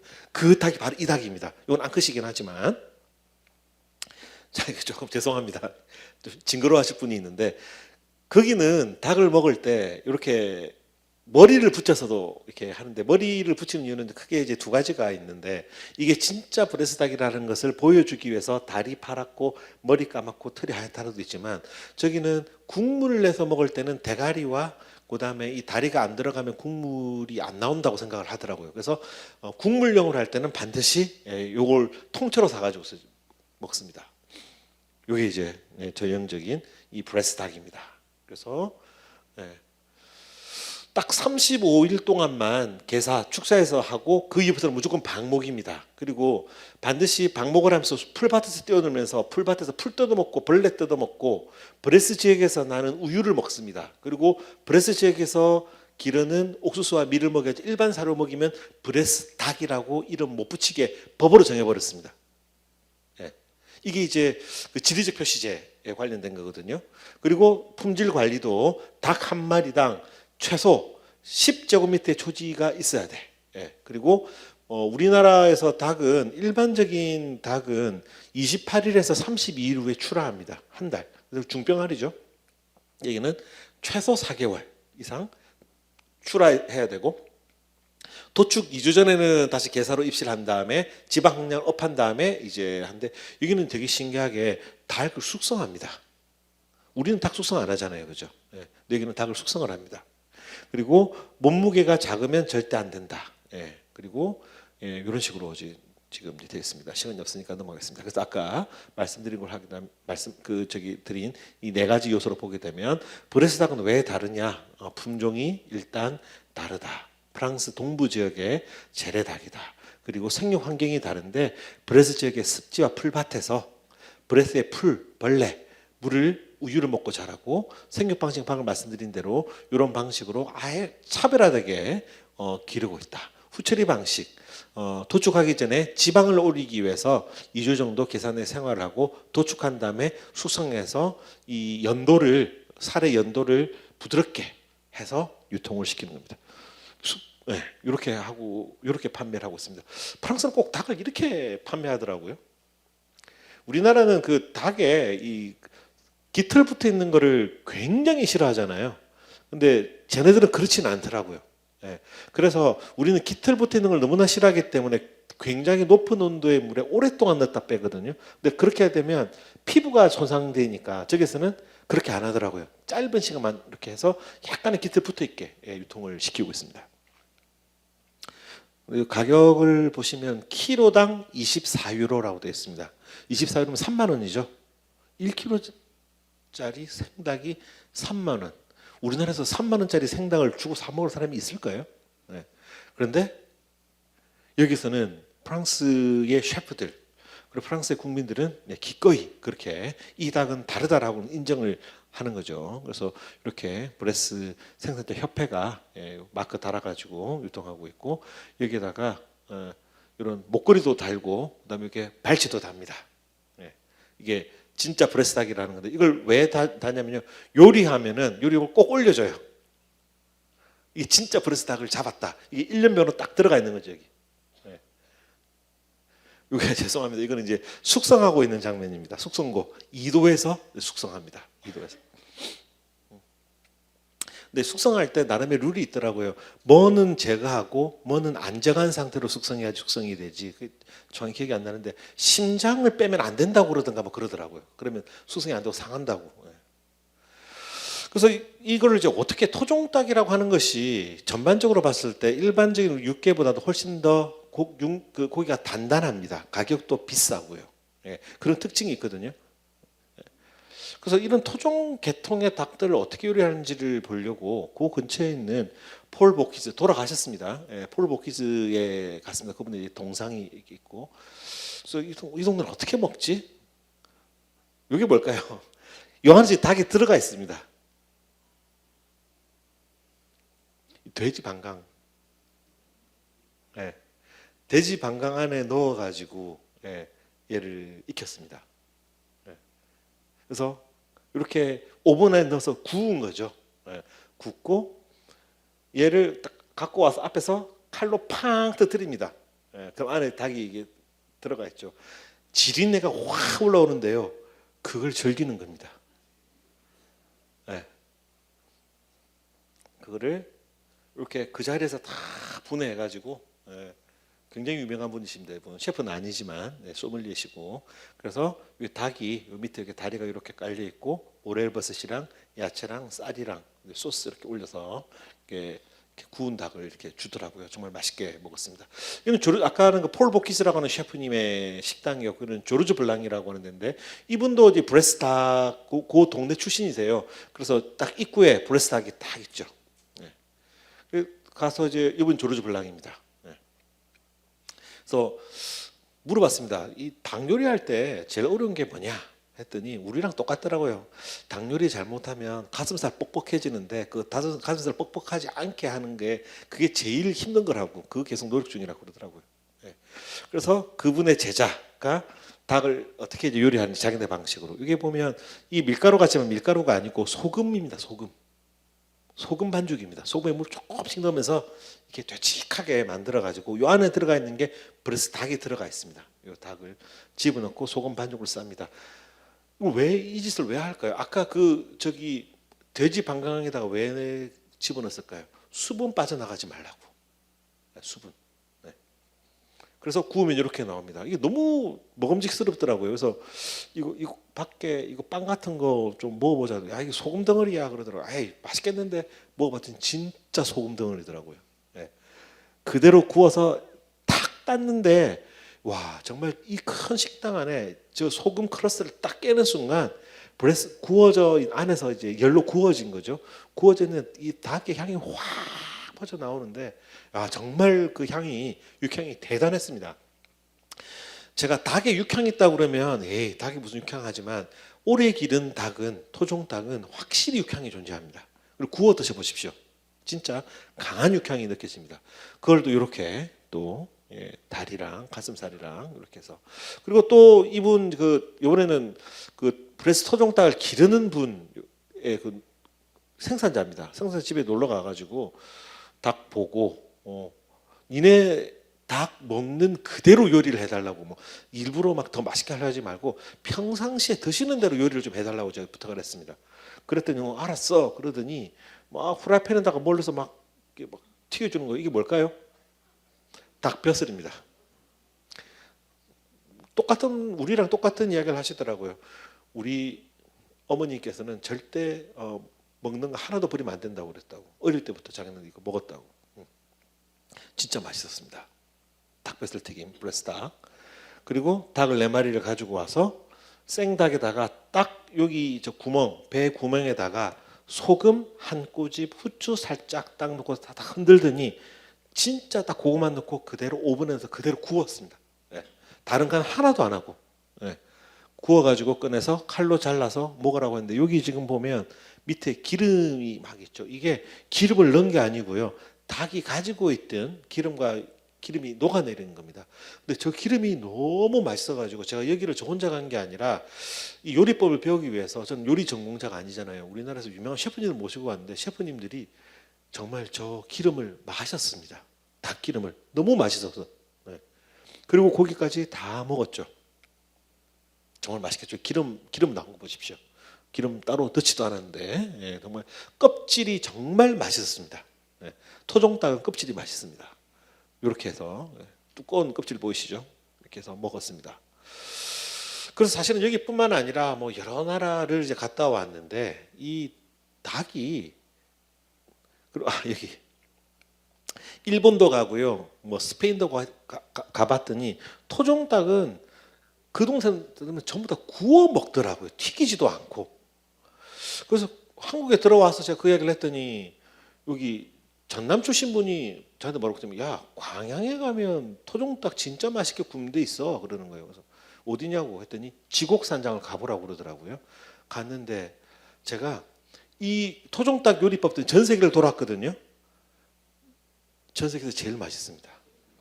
엉뚱한 데를 제가 돌아다녔던 거예요. 여기가 전 세계에서 제일 맛있었어요. 같이 갔던 셰프님도 다 인정. 예. 지금은 이제 여기가 이제 그 시골에 있다가 광양 시내로 들어왔는데, 예. 너무 맛있는 거예요. 이거를 다 일일이 해체를 해가지고, 해체하는 건 영상 다 찍어놨습니다. 부위별로 이렇게 해서 구워 먹는데 간을 살짝 연하게 해서 먹는데 이거 정말 최고로 맛있었던, 예, 집이었습니다. 그리고 일본에 가도 토종닭은 다 이렇게, 예, 야끼도리로 다 구워서 먹는다는 걸 알게 됐습니다. 그래, 구워야 되겠다. 토종닭은. 그러니까 일반적인 육개는 튀겨 먹으니까 지금 신세대들이 좋아하는 걸로 하면 스테이크처럼 구워 먹는 게 어떨까? 그래서 제가 이제 우리 연구 사업단한테 이야기한 게, 자, 우리 구이로 나갑시다라고 이야기를 합니다. 네. 그래서 제가 일단 제가 집에서 닭을 제가 일일이 제가 발골하는데 팔목 나갈 뻔했습니다. 이 토종닭을 발골해가지고 구워서 해봤더니 이런 모습이 나오더라고요. 네. 맛있겠죠? 네, 가슴살입니다. 네. 이렇게 해서 먹어봤더니 정말 맛있게 나와서 이걸 알려야 되겠다. 그러면 누구를 알려야 될까요? 우리나라의 유명한 셰프님들이랑 각 가게 사장님 쫙 불러가지고 토종닭 구이가 얼마나 맛있는지 아세요? 라고 하면서 토종닭과 일반 닭이 뭐가 다른지, 예, 제가 되게 유명한 김호윤 셰프님이십니다. 제가 막 설명하고, 예, 그리고 그분들한테 제가 다 구워서 다 먹이고, 셰프님처럼 생기셨죠 다들. 예, 이렇게 다 먹이고 그래서 이해를 하고, 그다음에 셰프님들이랑 그다음에 가정에서 먹을 수 있는 요리 책을 또 저희 랩에서 하나 해서, 예, 토종닭 관련 걸 하고, 그래서 이런 팝업 스토어도 저희들이 실제 한번 해보고, 그다음에 여기 우리 전남에 있는 토종 기업인 다양에서 토종닭 스테이크 구이용 제품들 내고, 그다음에 이런 스테이크 제품을 아예 만들었습니다. 예, 만들어서 판매도 하고 온라인에서도 이제 판매하고 밀키트도 나와서 이제 판매를 했고요. 이게 다 이제 저희가 제가 직접 저는 장사나 사업을 하는 사람이 아니니까 이런 걸 할 수 있는 분을 찾아가서 제가 레시피를 드리고 이렇게 해봅시다. 우리 같이 홍보할게요. 라고 해서 뭐 연결해 들어가지고 개발할 수 있게 저는 지원을 해드렸습니다. 그래서 드셔보신 분들이 막 평도 이렇게 막 남기고, 예, 마장동 소도둑단이라는 분이 소 안 팔고 닭 팔고, 예, 예, 이런 이제 제품들 이렇게 밀키트로 이제 판매했죠. 그래서 제가 집에서 이거를 우리 집 막내 당시 그 초등학교 6학년짜리한테 해보라고 봤더니 이렇게 할 정도로 되게 쉽게 조리가, 예, 되더라고요. 예. 그리고 지금도 지금 온라인에서 이런 제품들이 지금 판매되고 있습니다. 예. 그래서 토종닭을 뭐 국물로 내는 것은 전통적인 요리법으로 되고 있으니 토종닭을 발굴해서 뼈를 없앤 다음에 얘를 스테이크처럼 구워서 포크 앤 나이프로 이제 먹을 수 있는 이런 문화를 지금 만들려고 지금 노력을 하고 있고, 조금씩 확산이 되고 있고, 사실 그 본류는 사실 전남이라는 이야기를 꼭 말씀드리고 싶습니다. 네. 네네네. 꼭 가보고 싶네요, 진짜 다음에. 그래서 지금 보니까 쿠팡 들어가니까 오리지널 광양 토종 닭구이라고 하는 이런 상품이 있을 정도로 가격도 상당하죠. 이건 제가 관여한 게 아닙니다. 최근에 알게 된 겁니다. 이런 것도 지금 판매를 하고 있고요. 예. 시간이 이제 다 돼가는데 꿀 이야기는 오늘 뭐 뛰어넘고, 예, 1분 남았는데요. 예. 꿀 이야기 한번 더 올게요. 제가 다음에. 예. 한번 더 올게요. 또 이제 토종꿀을 어떻게 이제 만드느냐 이런 이제 고민을 이제 했던 거고요. 꿀을 이렇게 팔았습니다. 상품을 이렇게 만들었습니다. 업체랑 같이 해가지고. 예. 딱 배송하면 안에 꿀이 2개가 들어가 있고, 꺼내서 미런 식물들이 뭔지, 이게 잡꿀이거든요. 잡꿀이라는 이름이 너무 안 좋지 않습니까? 잡화꿀. 예. 그래서 이걸 스페인 사람들한테 물어봤더니 스페인 사람들이 스페인어로서 잡화꿀을 뭐라고 하냐 물어봤더니 거기는 뭐냐면 만개의 꽃꿀이라고 표현을 하더라고요. 얼마나 시적이고 좋습니까? 근데 우리를 잡꿀이라고 그래버리니까 지불회사가 내려가지 않습니까? 그죠? 예. 그래서 이걸 만화밀, 천화밀 이렇게 지금 지금 바꾸고 있는 중입니다. 예. 그렇게 해서 이걸 제가 실제 이거는 실제 제가 판매까지 해봤습니다. 예. 해서 여기 하나가 18만 원짜리를 2개 18만 원인데 요거를 14만 9천 원으로 할인해서 팔았는데 14식만 팩 세트 완판을 한번 한 적도 있고 이게 토종 자파꿀이었거든요. 예. 그래서 시간이 좀 없어서 제가 설명은 다 못 드리지만 이런 사례도 있다. 또 성공하고 난 다음에 다시 이런 방식으로도 저희가 만들어서 판매를 하는데 결국 밀원식물이 뭐냐에 따라서 자파꿀은 맛이 정말 많이 달라지더라. 그 차이를 즐기도록 하자라는 쪽으로 가져갔습니다. 그래서 이건 다음에 한번 기회 되면 또 말씀을 드리도록 하고 마지막 아까 그 사과매대 이제 말씀드렸죠. 이게 19년도에 이마트, 이마트라고 하면 안 되는데 이모마트 이제 매대고 우리는 계속해서 사과의 다양성이 없을까요? 그렇지 않습니다. 자, 이거 한번 보시죠.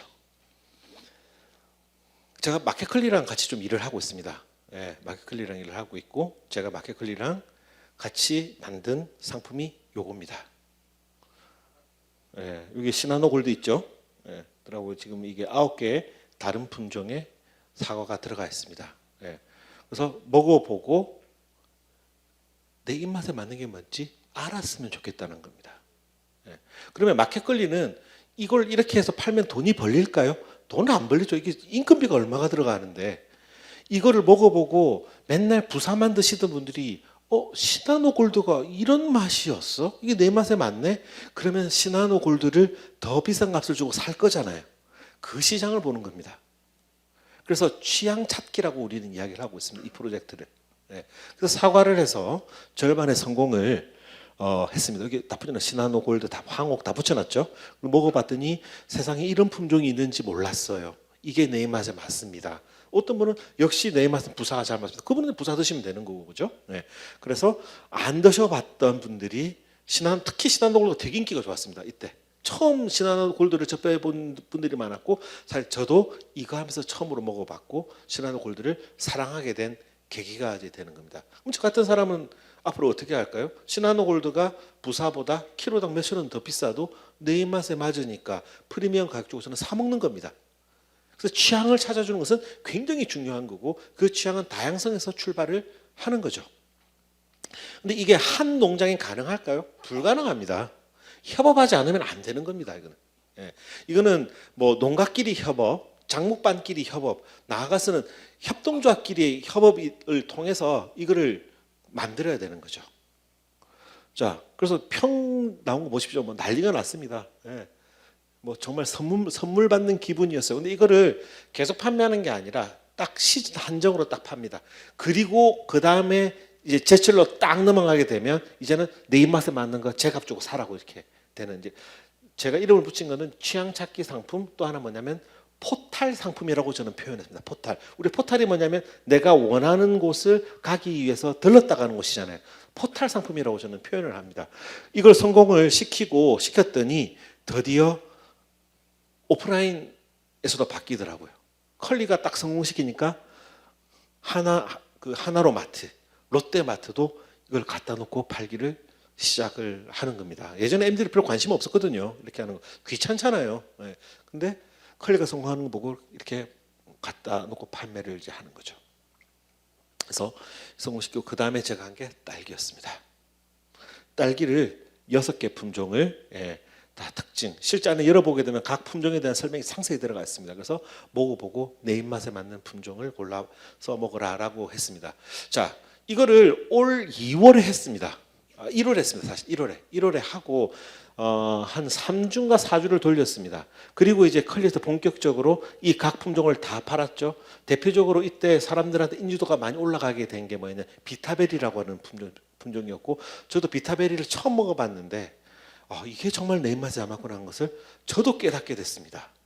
그래서 저도 비타베리를 다시 2만 원을 주고 따로 이제 구매해서 컬리에서 또 사 먹었던 거죠. 그래서 나중에 컬리 MD한테 물어봤습니다. 자, 이렇게 됐더니 뭐가 달라졌나요? 라고 했더니 뭐라고 하냐면 예전에는 서량이 9가 팔리고 그다음에 설량이 아닌 게 1이 팔렸는데 지금은 서량이 6에서 6.5 나머지가 3.5 다른 것에 대한 비중이 올랐습니다. 작은 농가들 지역에서 따로 차별하고 있는 농가들의 판로가 열리기 시작한 것 같습니다. 라고 컬리 MD가 얘기했습니다. 이게 바로 다양성으로 시장을 뚫고 들어가는 거죠. 예. 말씀드렸던 것처럼 이거는 절대 한 농가가 할 수가 없습니다. 협업해야지만 가능한 겁니다. 네. 네. 21세기 장성 아카데미. 오늘 제가 준비한 내용을 꿀까지는 다 말씀을 못 드렸는데요. 다음에 또 내년에 또 기회가 되면 이거 말고도 드릴 수 있는 말씀이 너무 많으니까 먹거리 관련된 거 이야기하러 또 다음에 또 오도록 하겠습니다. 이렇게 초청해 주시고 집중해 주셔서 너무 감사합니다. 수고 많으셨습니다. 오늘 우리 농산물에 대해 뜻깊은 강의를 해주신 문종윤 교수님께 다시 한번 힘찬 박수 부탁드리겠습니다. 이상으로 제1163회 21세기 장성 아카데미를 모두 마치겠습니다. 감사합니다.